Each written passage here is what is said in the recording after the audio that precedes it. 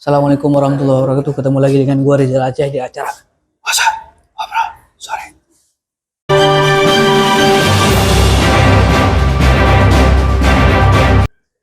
Oke, hari ini kita ngebahas lagi ya perihal produk Bank BTN apa aja sih. Terus di Bank BTN ini melayanin apa aja yang dilayanin sama Bank BTN-nya. Kebetulan kita hari ini di akad masal yang kelima kali. Pesona Kehuripan 8. Kita ada Mas Adi. Mas Adi, gimana kabarnya Mas Adi? Alhamdulillah sehat, Sehat, ya? Mas. Alhamdulillah. Mas Adi dari mana Mas Adi? Saya dari Cikarang, Mas. Cikarang. BTN Cikarang. Jauh-jauh ke sini ngapain sih? Ya, biasa, Mas. Pengen ngikutin akad masal di Pesona nih. Oh, kirain ke sini mau ngapain tuh nyari tempe itu kan? Enggak lah, Mas. Ikut Enggak. akad masal. Karena masal. Iya. Pokoknya Pesona Kehuripan mah tiap minggu akan masal ya. Bingung saya mah. Apalagi ntar kita ada launching terbaru untuk Pesona Kehuripan 9. Kita di situ nanti ada artis nasional lah. Ada Andre Taulani, ada Opi Kumis, terus ada Daus Mini, Jarwo Puan, banyak lagi. Rame dong, Mas, berarti. Woi, gila itu mah. Ntar pasti meledak itu mah. Itu yang udah ngedaftar buat datang ke proyek aja itu PK9 nanti di grand opening itu sekitar ada kali 200 PT kurang lebih. Berarti seluruh kawasan Jabodetabek ya, Mas, itu? Kurang lebih ya. Sebut baik. Ini Mas Adi, ini banyak keresahan teman-teman sebenarnya Mas Adi. Saya nih pengen nanya perihal persyaratan sebenarnya. Persyaratan Bank BTN untuk pengajuan KPR. KPR itu lebih tepatnya ke subsidi sebenarnya. Iya. Ya. Karena kan orang-orang juga pada tahu KPR rumah subsidi ya Bank BTN. Bank BTN Betul, subsidi. Mas. Ya Iya. kan? Kalau sesuai dengan tagline itu semua ada, semua bisa, semua mudah. Mungkin dari yang pertama nih Mas Adi.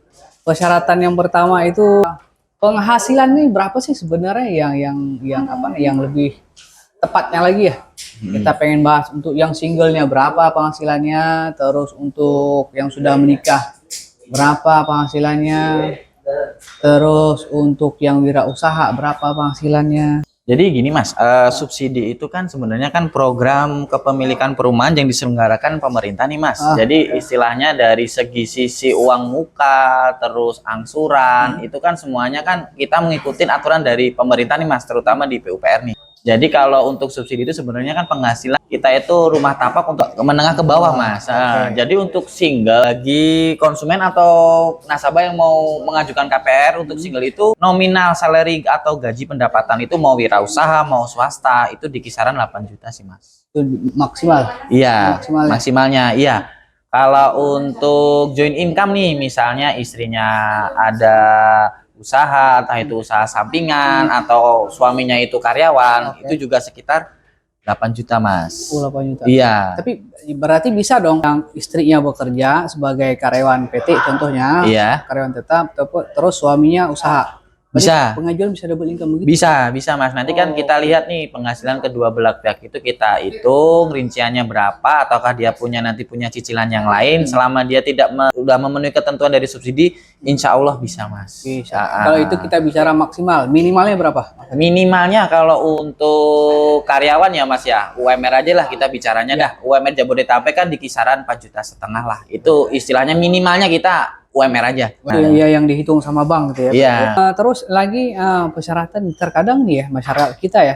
Ya kalau kita bilang kebutuhan sekarang udah banyak ya. Betul, Mas. Apalagi terkadang dengan gaji kan berkurang Iya. lah untuk kadang mengcover. Ini kan terkadang ada juga debitur-debitur nih yang pinjaman online nih. Iya, betul. Ya, Lagi pinjol. marak-maraknya ini, Mas, kayaknya nih. Iya, marak online nih.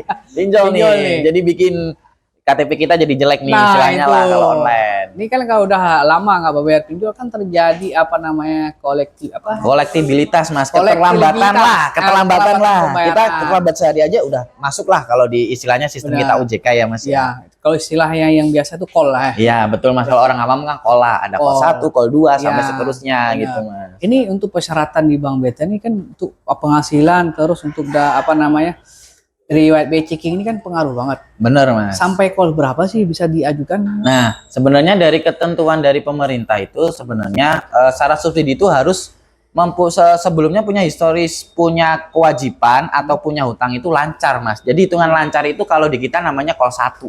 Oh, Lancar itu call 1, Mas, call jatuhnya. 1 itu Itu bukan lancar, masalah. bukan masalah, Mas. Itu sebenarnya Oke. lancar. Jadi pembacaan di slip kita OJK itu call 1 itu lancar. Oke. Nah, kemudian ada yang namanya call 2. Call 2 itu di mana misalnya salah satu konsumen atau individu mengambil kredit, dia telat 1 hari aja udah termasuk call, Mas. Dalam artian dalam 1 bulan nih dia lewat 1 hari.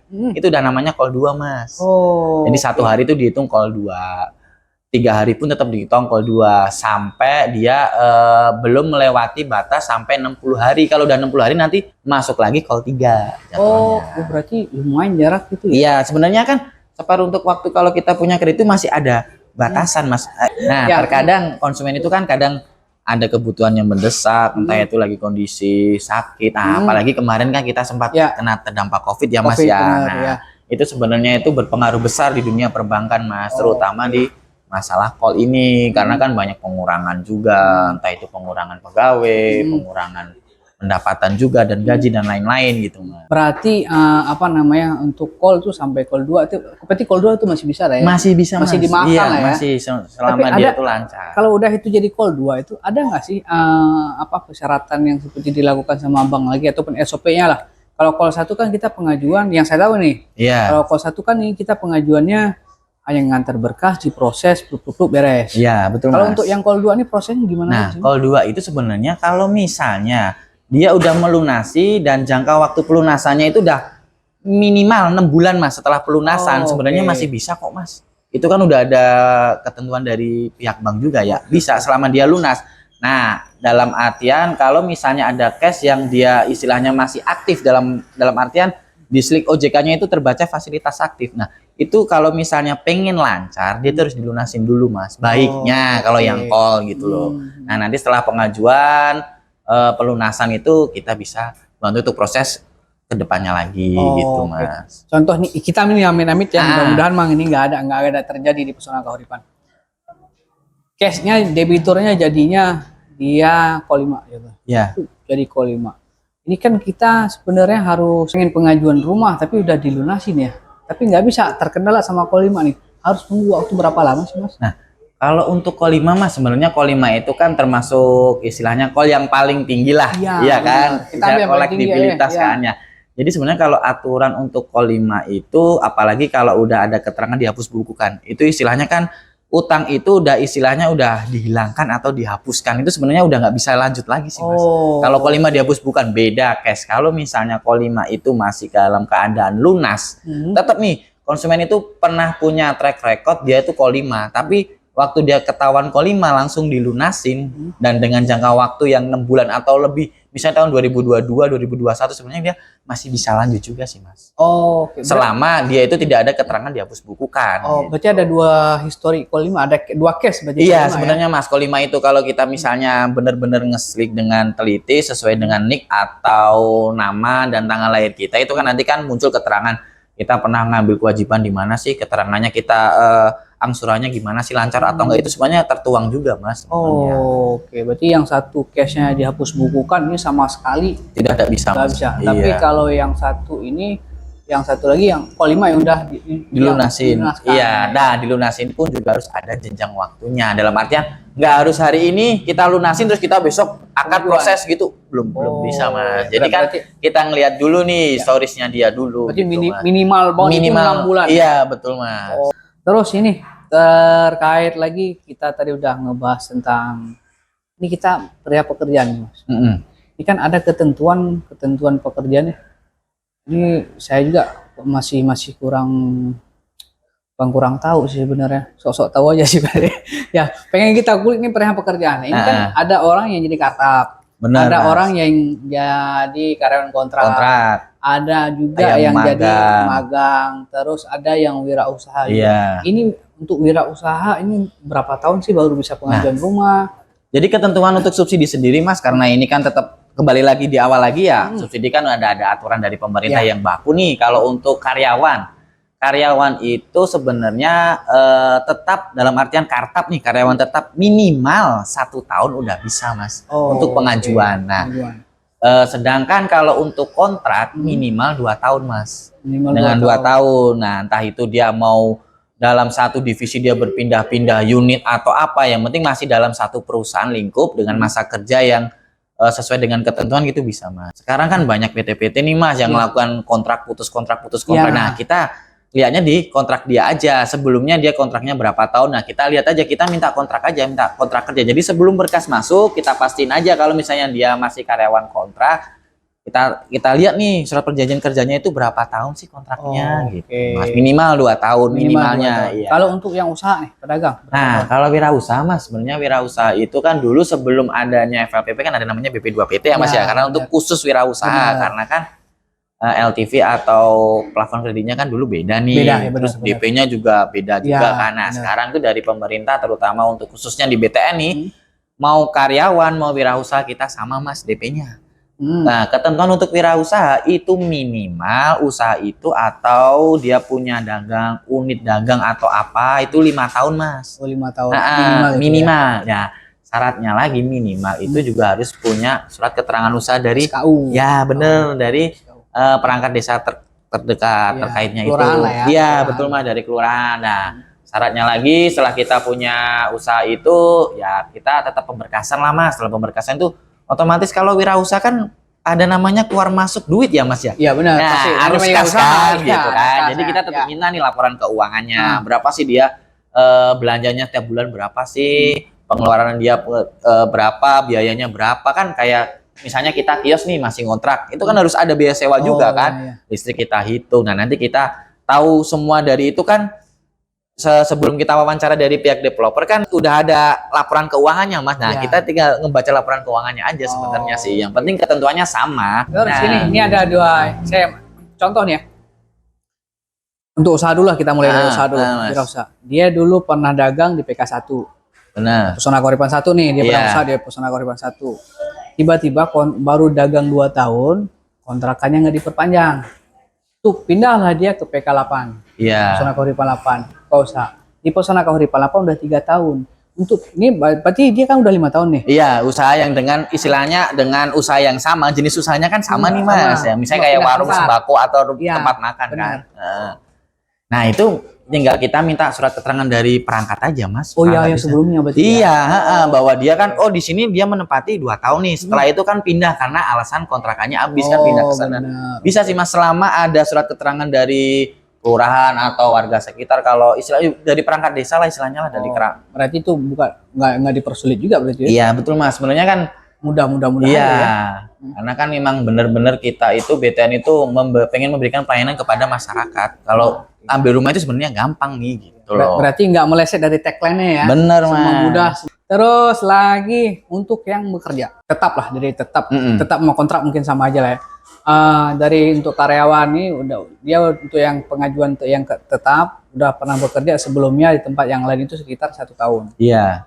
Pas pindah ke tempat baru dia 8 tahun. 8 bulan. 8 bulan. Ini kan tunggu 4 bulan lagi nih, belum cukup nih. Iya. Ya kan? Bisa nggak sih paklaring dia pakai untuk menguatkan pekerjaan yang baru? Nah, kalau untuk paklaring itu Mas secara umum ya, khususnya di BTN umumnya itu sebenarnya bisa dipakai. Tinggal kita itu memfilternya dari masa kerja dia aja sih Mas sebenarnya. Kalau untuk ada batas nggak sih? Contoh saya bekerja tahun 2020. Iya. Ya kan? Terus saya tahun 2022 saya baru bekerja lagi. Paklaring ini masih bisa dipakai nggak sih? Nah, kalau udah misalnya ada jenjang atau ada jeda nih Mas, setengah tahun kan berarti otomatis kan dia setengah tahun nggak bekerja gitu kan. Ada jedanya gitu. Kalau misalnya nggak ada jeda baru 6 bulan, terus dia langsung setelah keluar dari pekerjaan itu belum ada 1 bulan udah dapat kerja lagi, ada paklaringnya kan. Nah, itu masih bisa dipakai. Kalau ada jeda kan berarti kemarin itu 6 bulan dia nganggur dong, jatuhnya nganggur gitu. Berarti maksimal banget itu jeda itu 6 bulan. Iya betul Mas. Nah, jadi itu buat teman-teman ini nanti kalau udah jadi berpindah-pindah tempat kerja ya, tapi dengan jangka waktu yang cukup ya, nanti jangan salah tanggap nih.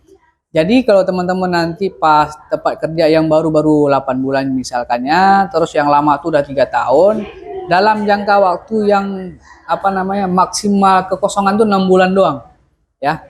Maksimal itu. Jadi sebelum 6 bulan itu teman-teman udah dapat pekerjaan yang lain, nah itu bisa pakai penguatnya paklaring ya. Paklaring. Syukur langsung pekerjaan langsung tetap Mas. Nah kan udah enak. Jadi lebih enak lagi ya. Iya lebih enak. Jadi lampiran paklaring itu hanya sebagai pelengkap. Kalau dia udah langsung tetap gitu loh Mas. Lebih enak gitu loh. Jadi memang nggak ada yang dipersulit sih sebenarnya sama Bank BTN untuk ini. Nah, jadi nggak ada yang dipersulit sama Bank BTN ya. Jadi kalau teman-teman untuk pengajuan rumah subsidi itu udah paling tepatnya udah Bank BTN. Ya, buat teman-teman yang pengen tahu apa aja produk BTN, bisa simak video gua yang sebelum-sebelumnya. Terus Mas Adi, hitungan ini. Kita berbicara hitungan. Kalau bahasa orang Bang tuh RPC mas. RPC ya, itu RPC ya bahasa orang Bang tuh, RPC. Nilai matematika pendapatan. Benar. Kalau yang dihitungkan sama orang Bang ini sebenarnya berapa persen yang dihitung, berapa persen yang dikurangin untuk mencukupi pembayaran rumah ini. Contoh, saya punya hutang 1 juta. Terus gaji saya 4 juta contohnya. Iya. Itu cukup nggak sih sebenarnya? Nah, kalau hitungan dari tadi Mas utarain ke saya nih, gaji 4 juta nih misalnya, kita udah punya cicilan 1 juta, otomatis kan gaji bersih kita tinggal 3 juta 3 nih. juta, Nah, benar.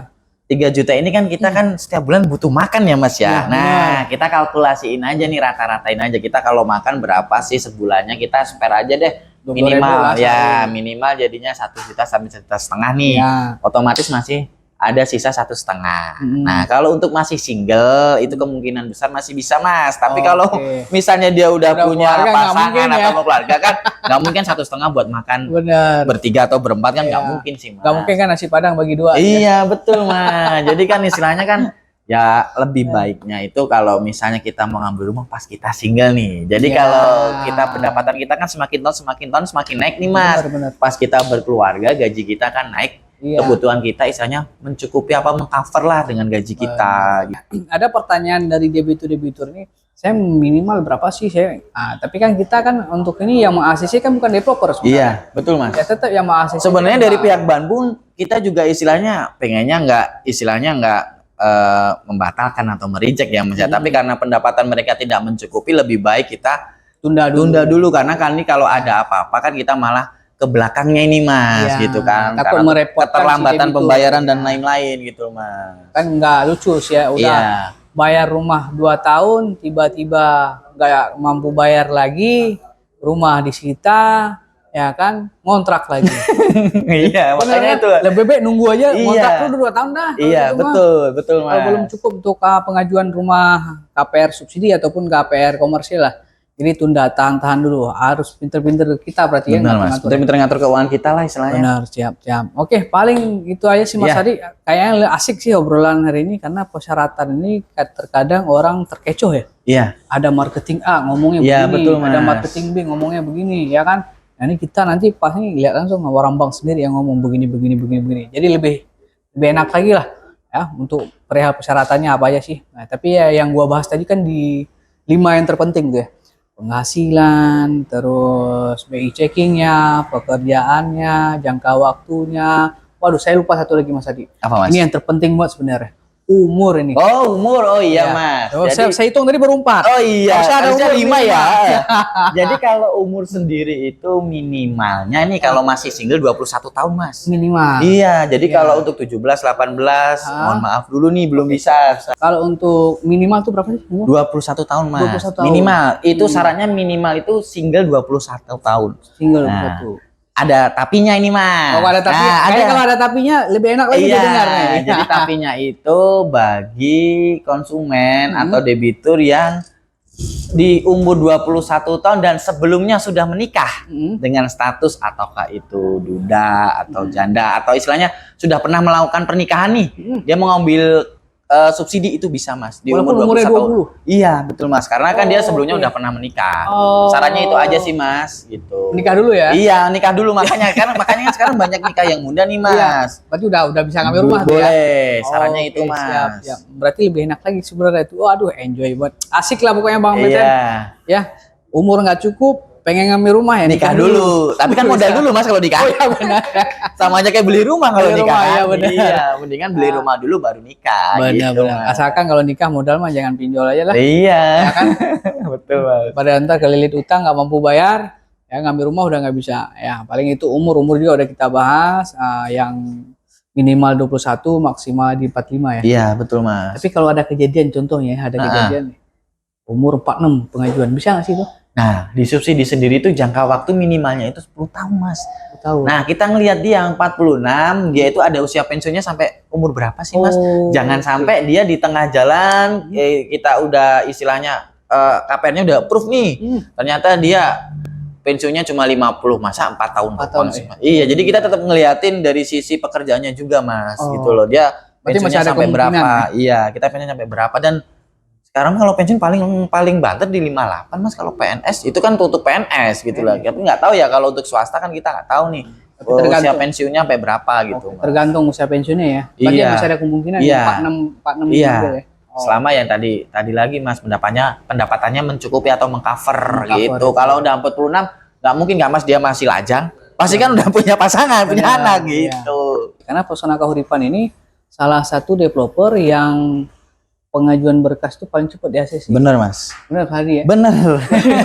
Saya aja jauh-jauh dari Cikarang ke Kelapa Nunggal ini. Kelapa Nunggal Cuma nih. pengen lihat akad masa Mas. Bener, Karena aduh. istilahnya judinya lagi banyak nih Mas Bener. gitu. Peminat juga lagi banyak Iya, gitu. lagi booming. Itu ntar kalau lebih mendalam lagi ntar PK9. Iya, lagi Jangan lupa pembukaan datang, nih. Pak. Ya, pembukaan nih banyak artisnya katanya Banyak infonya. artisnya itu. Tanggal 27 Mas Adi. Iya, siap Tanggal Mas. 27. Terima kasih banyak Oke, Mas Adi siap. atas Oke. waktunya ya. Siap Mas, makasih Mudah-mudahan Mas. nanti Semoga kita ngobrol lancar lagi. Mas pesona Mas. Amin, mudah-mudahan ya. Nanti kita ngobrol lagi sama Mas Adi. Boleh, boleh. Karena salah satu orang yang orang-orang nongkrong warung kopi loh ya. Kalau ngobrol tuh berjalan aja udah.